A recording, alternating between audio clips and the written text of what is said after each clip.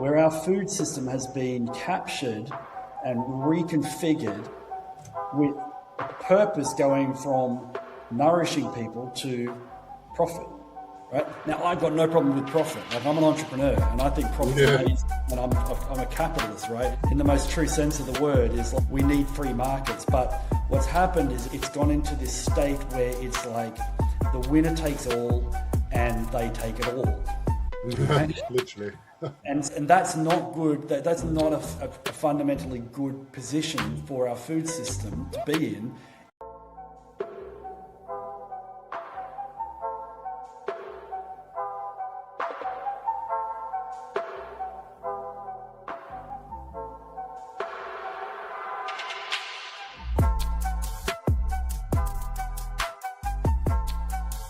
Welcome back to the London Food Network podcast, the show where we sit down with people reshaping how food is grown, sold and delivered. Before we get started, a quick thank you to today's sponsor, Embrace AI Consultancy, where we help food, hospitality and service-based businesses streamline their sales, marketing and operations using AI systems that deliver real commercial results. Today, I'm finally joined by Pete Russell from Ubi, which stands for Out of Our Own Backyard. Ubi is a business rethinking the food supply chain by connecting customers directly with local growers and producers, cutting waste and bringing transparency back into food.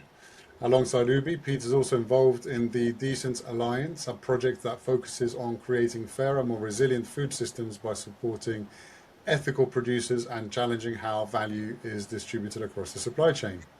In this episode, we'll talk about what it really takes to build an alternative food model, the realities, the trade-offs, and the hard decisions behind scaling something values-led in a commercial world. Pete, really nice to finally have you on the podcast. Welcome. Let's start at the beginning. What problem did Ubi originally set out to solve? And how did you come about to create Ubi in the first place? Thanks for having me, Sebastian.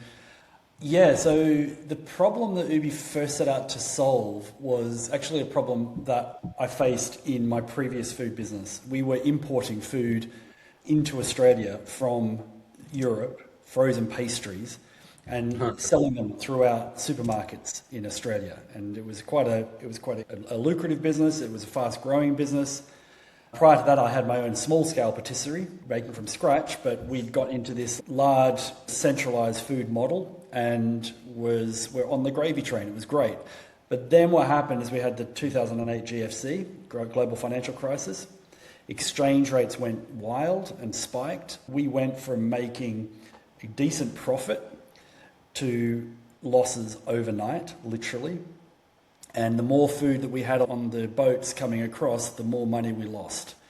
And so it was a real visceral experience of the fragility of large-scale, long-distance, centralised supply chains when you're dealing with meta-scale crises. In this case, it was an economic crisis. But what I saw at that point was a real threat to our food systems. And I saw that I was being part of a food system that just was not built for a world that was changing. And so that was that was the spark or the catalyst that made me think, how can we design a food system which is like the way that food systems have been for the last 10,000 years, minus the last 80, but with technology. And so it's to solve that problem of fragility with large-scale centralised supply chains.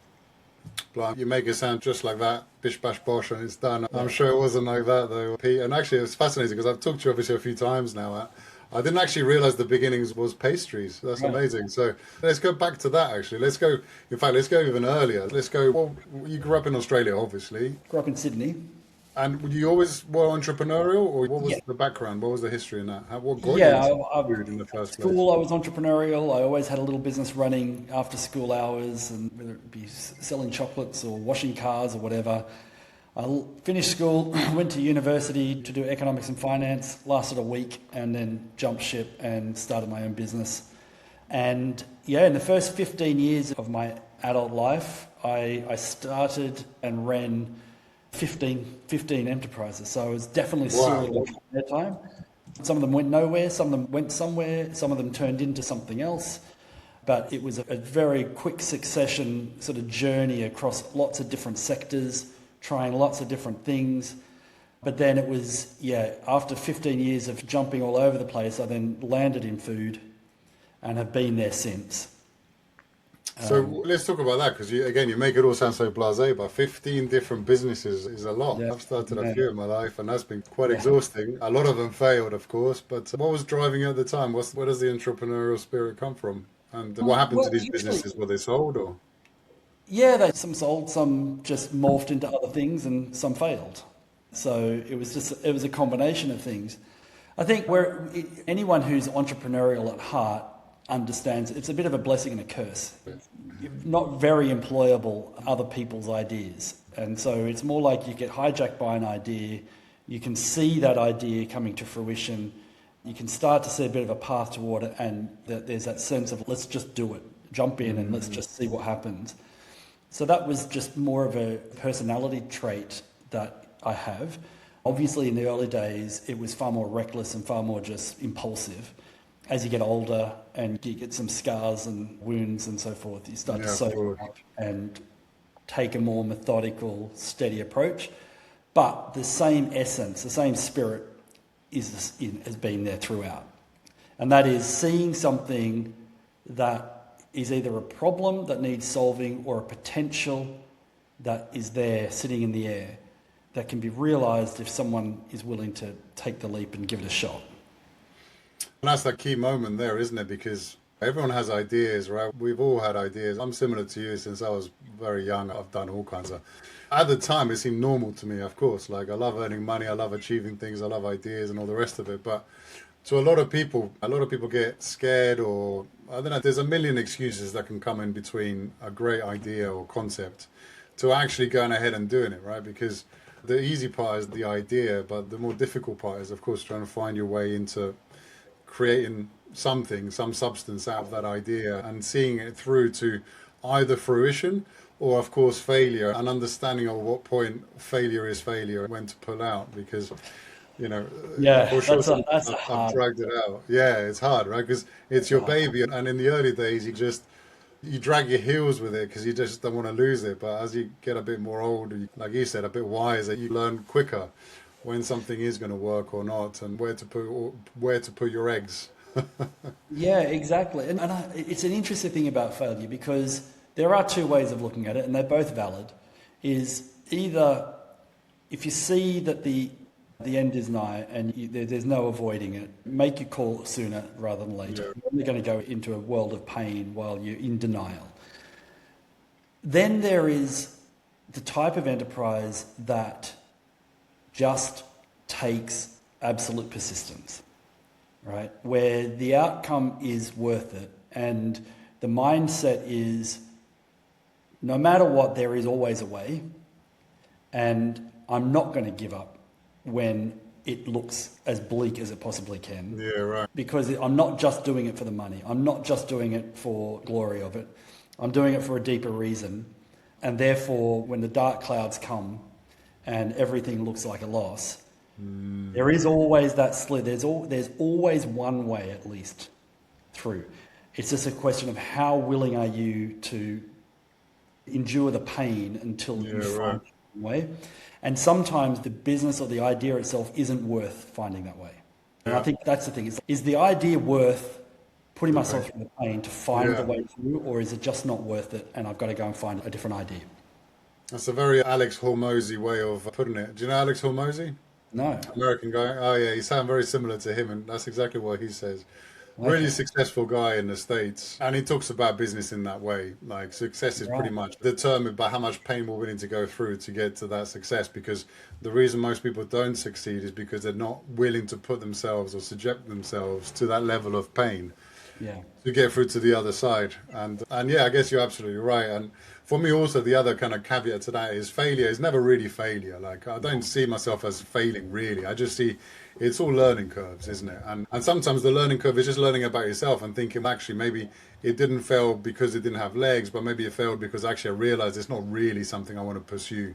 The more I got to know the idea, the more I've actually gone into it, I've realized actually it's not really what it is going to take. It's just not for me, and therefore I'm not willing to subject myself to that level of pain, and that's okay as well. But That is I think totally okay. important I part think is to that, realize it and not half-ass it, because I've done that before as well. You kind of half-ass it and hope it's going to work out somehow, but yeah, it's not. absolutely, man. Absolutely. So how food then? Because that's another interesting topic, obviously being the London Food Network. For me, food is one of these industries, food, hospitality, drink, anything in this kind of category. Once it draws you in and pulls you in, it's very hard to come out of it again. Yeah. There's something quite magnetic about working in food, drink, hospitality that kind of pulls you in, and then it doesn't let go. And I'm always really curious about that. So what was that journey? Why food, and how's that been? And Food at the beginning, it was just another opportunity. I had a mate who was an accountant. He had a client who had a patisserie business who was interested in selling. My mate said the numbers are good. I was like, it's a business, so I'm into business. So jumped in there and started running this wholesale patisserie that was delivering pastries to cafes all around Sydney. That was the entry. I had no idea that I was going to be trapped in the sector. But then, of course, as I got into it, I started to realize that, I think food is one of the most difficult businesses to be in. It's the most competitive, it's the lowest margins, it's a deeply challenging industry to work traumatic. in. It's a traumatic, and it's very crowded. And I think that a lot of people don't realize how hard business is if they've never been in the food business, or how hard business can get if you've never been in, because it's relentless as well.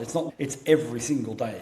You've just got to keep, you've just got to keep The counting. variables are never The ending. variables are huge. It's a highly complex business sector, and most people don't appreciate it, that I don't think. Anyway, yeah, that's how I got into it. But then as I got into it, it led me down the path of just a progressive, slow realization that actually food is the most fundamental layer to society, to humanity. You've got air, water, food, right? And then you've got shelter and clothing, all of that. But food is the first layer which is properly commercialized. Air we don't have to pay for yet. Water, yeah, we pay a bit of water through the taps, but it's essentially a free commodity. But food is the most fundamental commercial layer within society. And it is, in that way, it is like a foundational commerce sector that the way that it works can have the most immeasurable impacts on society. Yeah. Yeah, no, absolutely. I think, yeah. And to be honest, I'm trying to find as well is that what kind of kept you in the food industry? Is this realization that the power, if you like, that we have in the food industry is enormous. But what is it that kept you there? Because that's always what I'm curious about. Is it the masochism in us? What is it? Because like you say, it's a very unforgiving industry, but at the same time, when you flip that on the positive, it is also very unique in what it can give. And I think the value that we get from running a food business goes beyond monetary, because it has to, because the money is very difficult to really make, and it requires an enormous amount of effort, perseverance and patience to be able to actually make anything out of the food industry. So there's so many other factors that I think contribute to keeping you there. And I think the satisfaction is a big one. Maybe it's something that's built into us as humans, because it is food, like you say. It's one of the most important resources that maybe it's something deep within our kind of DNA that once you're in it, you realize there's nothing more fundamental. Physiological level that the work you're doing has got a high level of importance to a degree. And Absolutely. Is it a psychological thing that keeps us there? What is it? Maybe. I guess when I think about the sort of psychological journey, or the mental journey that I went on, it came down, I think, to food is, firstly, if you look at the history of food, and you go all the way back to the dawn of the agricultural era, food has persisted throughout that whole time. Food systems have persisted over 10,000 years. It started out very simple and slowly became more and more complex.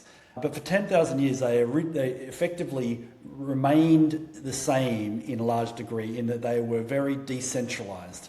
Food was it was all around provenance and around what was available within your local region, seasonality, things like that. and it was a very decentralized system, right? But it worked, and the economics worked. It's only been in the last 80 years that our food systems have shifted since World War II into a completely different type of animal, and have become highly centralized, highly automated, mass production, huge distances where there's been market capture by the very few people who have got the deep resources to be able to just capture and consolidate huge swaths of the food system. That's only less than 1% of the time that we've been doing this type of food system. And in that very small period of time, we have seen a huge spike in a lot of the negative implications of centralized food. Dietary, economically, socially, ecologically. We are facing sort of a multi-crisis within society, largely based on a lot of the ways that the food system has evolved just in that last very small, less than a fraction of time. And so that's the lens that I started to see it through, was like, oh man, we're living in a time where our food system has been captured and reconfigured with a purpose going from nourishing people to profit. Right? Now, I've got no problem with profit. Like, I'm an entrepreneur and I think profit's amazing, and I'm a capitalist, right? In the most true sense of the word, is like, we need free markets. But what's happened is it's gone into this state where it's like the winner takes all and they take it all. Right? Literally. And that's not good. That's not a fundamentally good position for our food system to be in if we want to see our kids and their kids and so on be able to eat decent food going into the future. It's like, that's not going to happen. If it keeps going on the trajectory we're on, it's just going to get more highly processed, more mass produced, more captured, and with all the tools and technology available now, we are going to be eating something that barely resembles food in 20 years. And why is that then, do you think? Because obviously in the 40s, the reason for this kind of mass production was essentially because coming off the war, we were poor, the collapse of economy in general, worldwide, and it was trying to get food out cheap for people to just keep people fed. That's and then from there, it developed into a profit-led business where all of a sudden it wasn't about getting food to people, it was about essentially shareholders getting their best value out of that investment they've made. Many things got shelved, such as quality, provenance, safety. And this is the kind of way that the food industry has evolved, because at least that's the way I see it. Maybe you'll disagree. And unfortunately, this is the way we've got to. Now we've got this huge problem, not only with food and infrastructure, but of course now the highly processed side of things. We don't even know what we're eating half the time. That's the truth of it. Yes, absolutely. The epidemic now of all kinds of stuff from all this bad food, whether it's cancer, obesity, depression, you name it. Because all these things are linked to food, and food is probably the single biggest influence that we have. And now all the stuff with your gut, the microbiome, how that's linked to longevity, to your mental health, to your inflammation, chronic disease, you name it. And name it. And then you think about it as well, it's like food is not only about putting nutrients into your body, it's all of the social rituals around food that have vanished as well. Like the social fabric that has evolved over 10,000 years through the preparation of and the enjoyment of and so on. That was a critical aspect to the way that to each other, the trading of, right? It was all built into our social fabric. It's been extracted from the social fabric now, and it's less airdropped in to whatever else you're doing in your life. So it's you go to restaurants and have time with your friends and so forth. Yes, you'll have family meals around the table, but that's a fraction of what it used to be. Yeah, but even though they're timed, if you go to a kind of high caliber restaurant, they only give you an hour and a half slot. That's right. That's right. Exactly.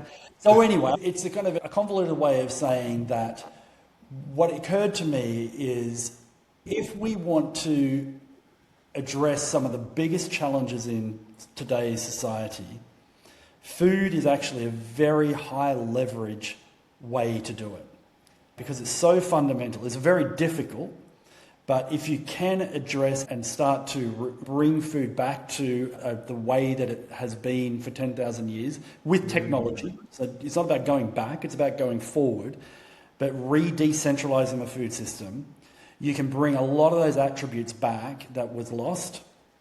And they're the attributes, especially now going into the AI era, they're the attributes that humanity really needs, that we're starved for. Like we've been on a fast for 80 years, and it's like time to start to reconnect with that basic, fundamental human connection with the world, the reality we're in, and that's food.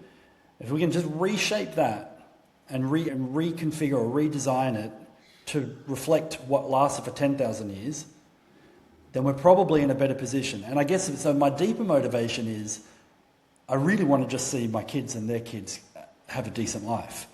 And I think this is probably the most effective way to do that, is addressing this sort of fundamental layer that I think invisible in most cases. It's so big and so obvious that in most cases people don't recognise how critical our food system is for the future.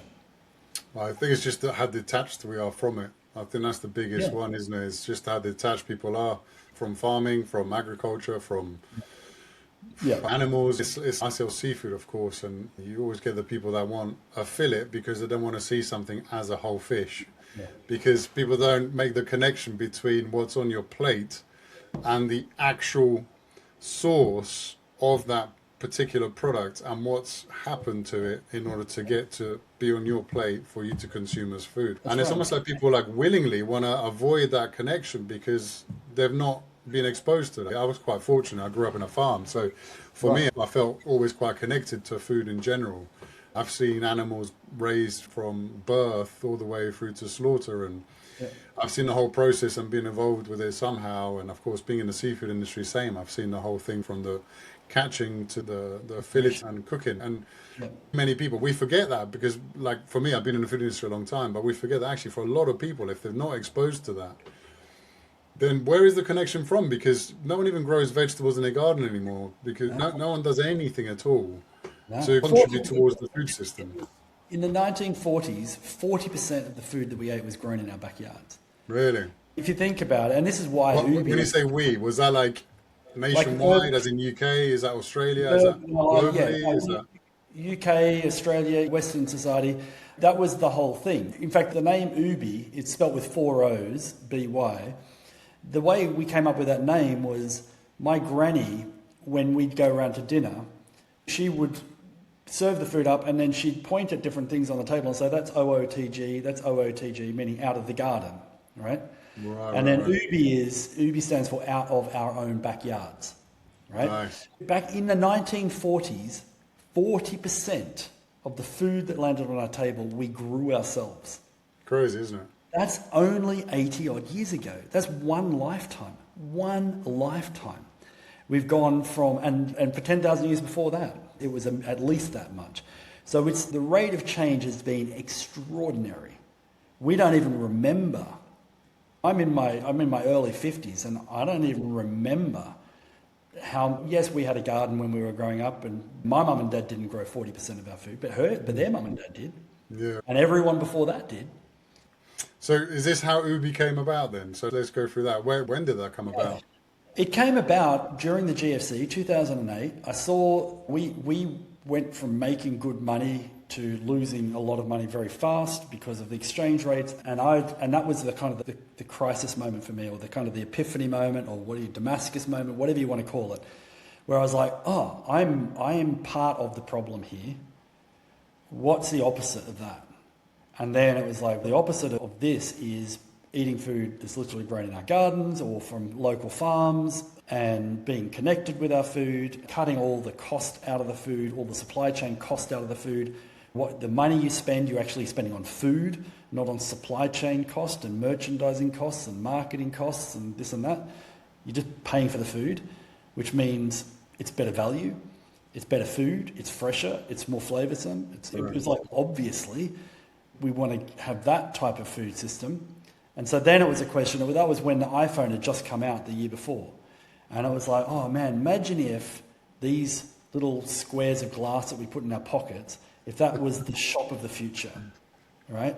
And we could actually take this moment to leapfrog these big centralized food systems and then reclaim market share for the small scale decentralized food by having a window in everyone's pocket where they could kind of level the playing field. And so that was the idea of Ubi, is home delivered local food. So for those that don't obviously know about it, so Ubi is a platform essentially where, let's say me living in whatever address in the UK, I can go onto Ubi and basically find within a X amount of distance within my area, I'll find all these producers that are registered and can deliver to me either with their own vans or with whatever other logistics. Well, yeah, exactly. So yeah, if you go to ubi.com, what you'll see there is the website that is selling our software to farms, right? But at the very top, in the top margin, there's a link where you can find your local food provider. And you put your postcode in there. When you click on that link, it'll take you to a page called the Local Food Finder. You put your postcode in there and it will give you the options that you have for either home delivery or a nearby collection point for food that is effectively delivered from the farm, gate to plate. And then those farms use the Ubi software as their kind of digital infrastructure for not only doing all the e-commerce, but all the fulfillment side of it, the packing, the deliveries. The back-end operations, basically, the bit that... All the back-end operations. So Ubi's like a Shopify specifically built for this type of business model that doesn't just do the e-commerce, it also facilitates all the fulfillment stuff, like around that specific business model. So the goal with Ubi is to give small-scale food producers the tools to be able to compete with big food industry and to control their own supply chain all the way to the customer's door and effectively to get 100% of the retail value from the food that they produce. Yeah, cut out the middleman. Make small-scale food businesses thrive, be profitable, be viable, and then you'll start to get more of a proliferation of that type of food. It becomes more convenient, and we can slowly, steadily reclaim market share that way. So let's go a bit deeper into this, Pete, because I've always been involved with all kinds of similar kind of platforms. I don't know if you remember one that was called Food Assembly. Do you remember one called Food Assembly? I know Food Assembly well, yeah. So similar. So we supplied, God knows how many at the time, about 20, 25 different food assemblies. And I loved it because I used to go around the different collection points myself and just speak to people. And it was a lovely idea. And of course, it didn't work as a model eventually. And of course, closed down. Then there was another one called Farm Drop, a similar model. But unfortunately, they just had more money than sense in terms of running it. And they run it to the ground despite ridiculous amounts of investment and money coming into it. So there's been all these amazing incentives and ideas, and of course there's plenty of farmers markets as well that you can go and visit with a similar model. What is it that's made Ubi stand out the test of times? Because to be fair, I've never heard of it. So obviously from the marketing point of view, you probably don't have a big budget and it's growing organically. But what is it about Ubi that's maintained its presence and still has and is still obviously growing in its organic way? Yeah. I think there's a number of different things. One is being consistently adaptable and being willing to adapt. There are so many corpses on the side of this road that we've been walking. I can't tell you how many similar types of businesses have come and joined us on the journey and then fallen away. It's been quite traumatic, really, actually. But I think the things that have kept Ubi going, one is just not willing to give up. Harking back to what we were saying at the beginning of this talk, is there have been that many near-death experiences that we should have just given up, but we just didn't. So that was one. Two is adapting, pivoting, rearranging things, constantly being willing to say, okay, that was wrong, and letting go of ideas that didn't work. And so manoeuvring and adapting. And three is just keeping our costs really tight. We don't have a big marketing budget. We are growing through word of mouth. We've had times when we've got investment in and we've invested in very specific areas which have paid off. There have been times when we've invested in other areas that didn't really pay off, but definitely being frugal and being tight has been a big part of it. But I think also is if you look at any of the businesses in this space that have ultimately fallen over, they probably, the model relied on them a bit too much. What we try to do is just give the farms everything they need to do their business their way. Yeah, so they manage themselves rather than you having to manage. We don't have to manage anything. So Yeah. all we do now, like we were doing everything. We were collecting from farms, we were packing into the boxes, we were doing the deliveries, we had forklifts, cool rooms and vans, and we did it. And then slowly over time, we just trimmed it all down, trimmed all the way down to what's the absolute core, most important thing, and focus on that. And now what we do is we deliver a system to farms for them to make their business work. And we're a tight, very small team that is just hyper-focused. And our hyper-focus is helping these farms to be successful. But we're not doing the work that they need to do. We're staying really focused on the core.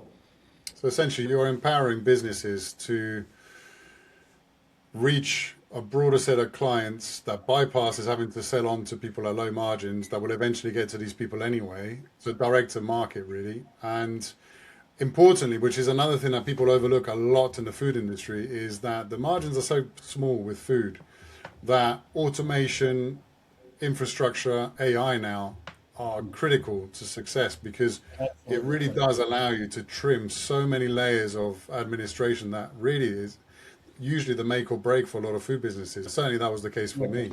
The administration part is extremely time consuming unless you adopt some good technology and systems that facilitate all of that. Presumably Ubi, I've not tried it myself, but you know, what I've seen of it is exactly that. It would just take away essentially 90% of the cost. Admin.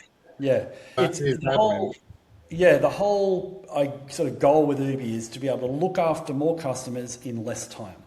And that means if you think about what it is that takes the bulk of the time when you're doing direct to household, is the relationship, and every single customer is another set of problems. Yeah, of That course. needs to be coordinated. So this streamlines all that, and it just means that you're focusing your attention on the physical stuff, the harvesting, the packing, the Yeah, delivery. the actual fulfillment rather than The actual all the infrastructure around it.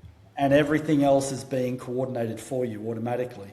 And yeah, as you say about AI, this is the nature of AI, is it's streamlining things further and further so that less of your time is spent doing the time-consuming, head-heavy work, and we're leaning heavily into it. And I guess we're fortunate in the sense that we've taken the time to build a very solid platform that performs really well at scale. There's over 50,000 deliveries happening every month now through the farms that are running on Ubi. They go without a glitch.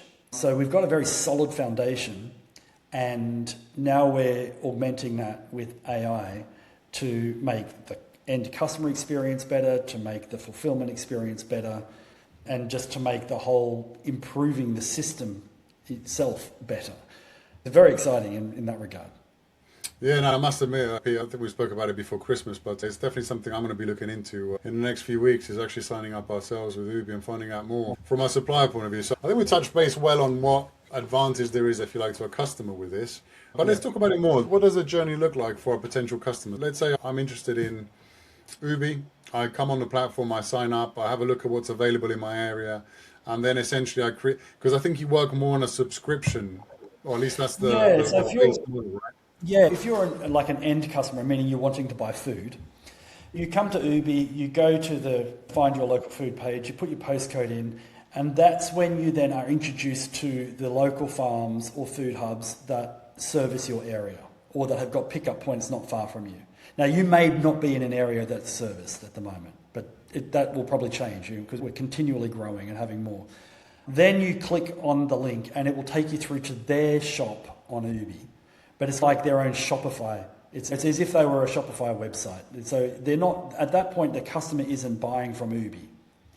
We are introducing you to your local shop that's run on the Ubi platform, but you're dealing with Ashurst Organics or Tolhurst Organics. Yeah, you're dealing directly with the person. And you're dealing direct with the farmer. And then you shop. You just anything else, you're on your phone and you go, oh, that looks nice, I'll add that to my basket. You go to your checkout, you just go through the process, and then the food comes and gets delivered to your door. And typically, people will subscribe to their food. So they'll say, I'm going to get a weekly veg box, like a Riverford box, but from my local farm. And I'm going to add things. I'll get bread and eggs and milk and cheese, and I'll just have them added to my orders.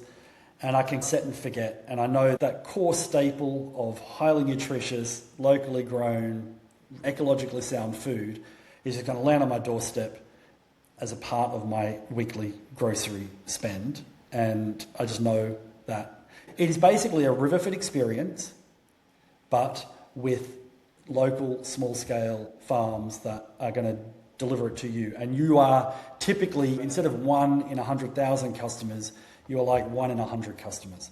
So you mean a lot to these businesses. Like they care about you and they're going to look after you. But your online experience, your shopping experience with them is as good as anything else. It's modern, it's slick, it's well organized, it's intuitive, so that you don't feel like, oh, is this actually going to turn up right? And trust that the systems are in place to get you what you want. And obviously I'm a food producer, right? And I think we discussed this on our first kind of calls, because we're on Shopify, right? So we've got our own website and we've got all these different things. So if I am a food producer, why do I subscribe with Ubi to get my product out rather than just create my own online store? Like, what difference is there? Yeah, the main difference is that food is different to most other products in that it's a very recurring sort of purchase, typically, especially the food that you have on as a daily thing. If it's on my anniversary, I'm going to buy a lobster, or at Christmas, I'm going to get a Christmas meal, but otherwise that sort of food isn't what I'm looking for, then maybe it's not going to make that much difference. But if it's a sort of food that people say, I want to get this regularly, then Ubi is very different in the way that it's set up to, say, a Shopify. It's subscription first model where it biases customers to get a regular delivery, not just one-off whenever they feel like it. Now, they can do one-off whenever they feel like it, but it encourages people to become a recurring customer. So the recurring nature of it's really there.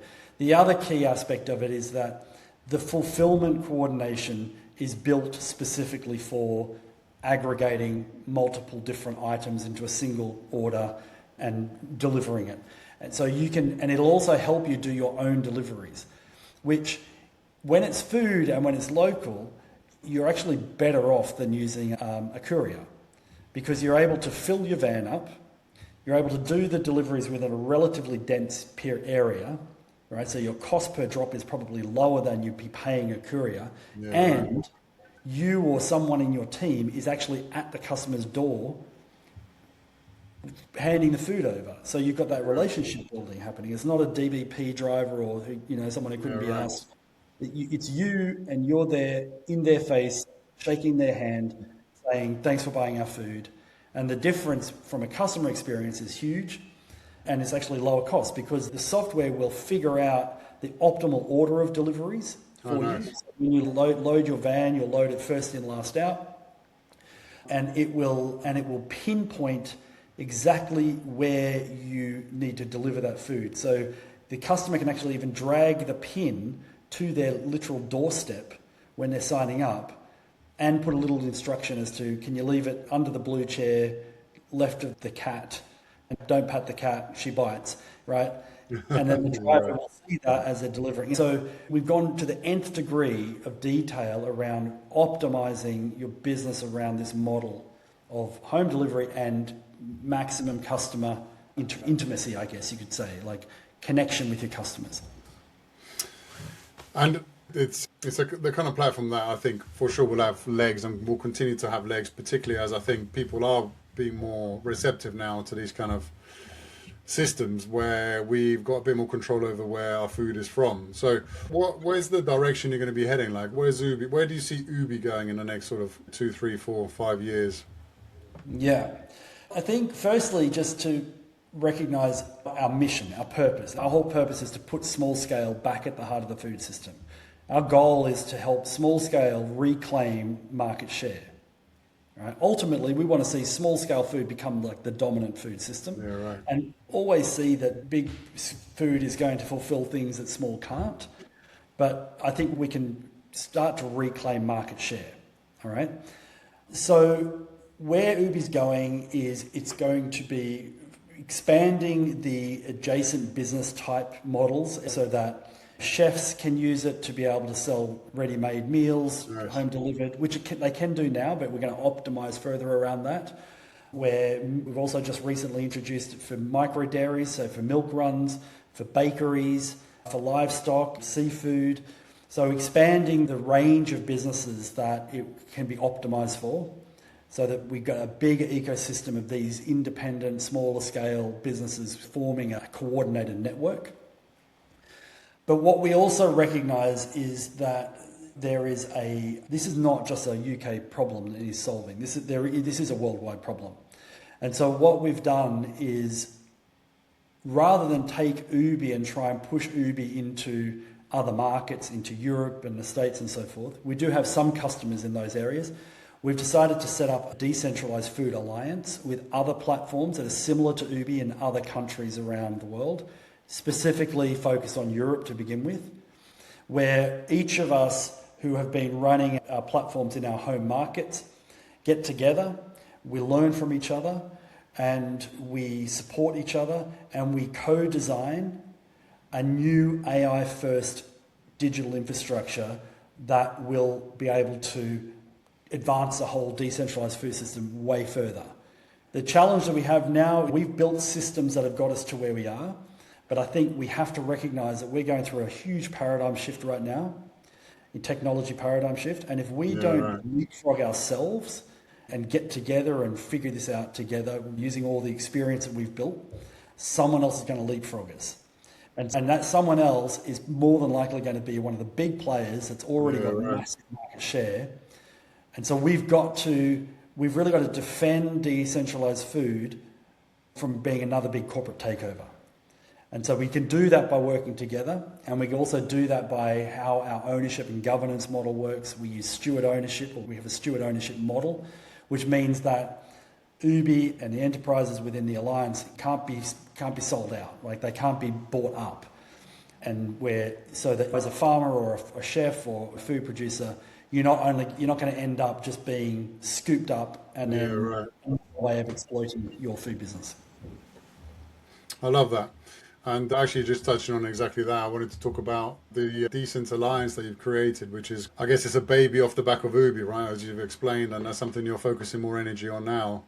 Do you want to touch on that a little bit more before we finish this conversation and tell us a bit more about what you're doing? Yeah.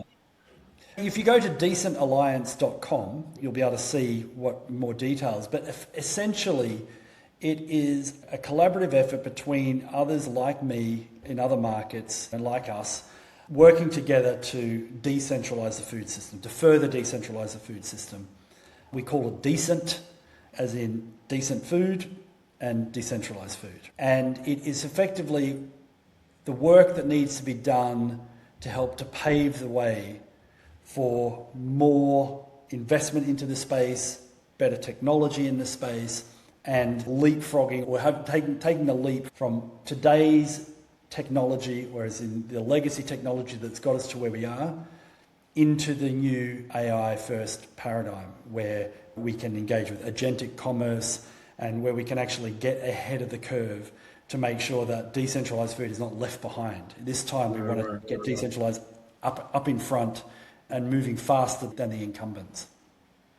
Yeah, I love that idea. And absolutely, it's like such a no-brainer, isn't it? And also just joining forces like you just described, because inevitably you're going to get all kinds of different similar businesses at different parts of the path that you're all walking on, and anything you can pick up to streamline and reduce costly mistakes and costly investments, because that's the thing in business, isn't it? The hindsight is always a wonderful thing, and it's almost like having a joint membership of mentors where you can all coach each other on what is working, what isn't, and save yourself an enormous amount of time and effort and money. And one of the biggest things that our customers in Ubi benefit from, that is almost a side issue for us, is we've just got a big WhatsApp group. So you've got all these small scale producers all on the same WhatsApp group, and they talk to each other about the most useful things. So you can relate, you can connect with and relate to other people who are in your shoes. And it's almost a community that just doesn't exist anywhere else. It's other people like you living the same life that you're living, or similar lives that you're living, that you can relate to, that you can talk to. And that's a huge one, being part of the community that otherwise doesn't really exist. Interesting. A lot of potential in just that community alone. I was thinking, Pete, I was just thinking connecting that community with all these other communities as well, from not just the business point of view, running the platforms, but from the actual consumers consuming these products and getting them to have these conversations. And maybe, who knows what can come out of that, right? Because there's a lot of learning to be made there as well. Maybe some sort of these kind of like house share type things that are becoming more popular as well, where instead of booking a holiday home, you just swap with a neighbor somewhere else. And, you know, this kind of opportunity for this kind of stuff as well. For There's huge amounts of opportunity within the ecosystem. And again, it comes down to you figure out what your focus point is, because it's almost a trap to see everything. And all again, that's entrepreneurial mind, isn't it? Whoa, you got all these things we want to do, and then reel it in a little bit, and just it's exciting though. Nice, I love that. Yeah, great business idea, and I can't wait to explore Ubi further for the seafood business, certainly. And definitely tell me more about the kind of AI you're adopting. Obviously, with the consultancy side of things, I love things AI. It's helped my business enormously, that's for sure. And I'm going to continue to use AI and leverage it. And I think that the problem with AI, people think AI are still in a bit of a, like, sitting on the fence with it, because they see it as a threat a lot of the times. And also a lot of dreamers see it as this one solution that's going to resolve all your problems. And the reality is that AI, at the end of the day, is just something that's going to facilitate growth or whatever you want to achieve in a way that's more sustainable, cost effective, and is going to allow you to focus your energy on the things you're really excited about, rather than wasting all this time we currently do on just boring administrative tasks that we don't need to do anymore. AI used in the right way can significantly increase your productivity, margins, and also just free up time, whether that's to spend it at home with your family, or pursuing hobbies, or maybe just pursuing more areas in the business that you've neglected for too much time because you didn't have enough time. So I absolutely am a big advocate for AI and using it in every which shape and form we can, because it does and can have a significant impact on not just our businesses but our lives as well. Absolutely. Yes, who knows how it will go, where it will go, but for now it's definitely a valuable tool. Pete, this has been a really brilliant conversation. I was really looking forward to it, and thank you for being so open about the realities of building something that's so value led in a system that isn't always designed for it. What really stands out to me is that Ubi isn't just talking about better food systems, you're actually building one day by day, and with all the complexity, compromise and commitment that comes with. Projects like the Decentralised also show that this work goes beyond one business, and that it's more about the bigger picture, about collaboration, fairness, and reshaping how value flows throughout the food chain. For anyone listening or who wants to learn more, we'll link obviously Ubi and the Decentralised in the show notes. And I'd strongly encourage you to check out and support the work they're doing, particularly at the moment if you're in the UK. Go to ubi.com and have a look. Is it .com or .co.uk? .com. I think .co.uk will work as well, I think. Fine. So ubi.com for ease, and have a look. I certainly will be checking it out. And as a final thank you to today's sponsor, Embrace AI Consultancy, where we help businesses in food, hospitality, and beyond build smarter, more efficient systems using AI that actually deliver commercial results. If you enjoyed this episode, please subscribe, share it with someone in the food industry, and join us next time on the London Food Network podcast. Pete, it's been wonderful to have you. Any last words before we go? Sebastian, thank you so much for having me. Just all the best to everyone out there. Hope your businesses thrive this year, and if we can be of any support, any help at all, come and check us out and get in touch. Fantastic. Well done. Thanks, Pete. All right. Cheers. Thanks, Sebastian.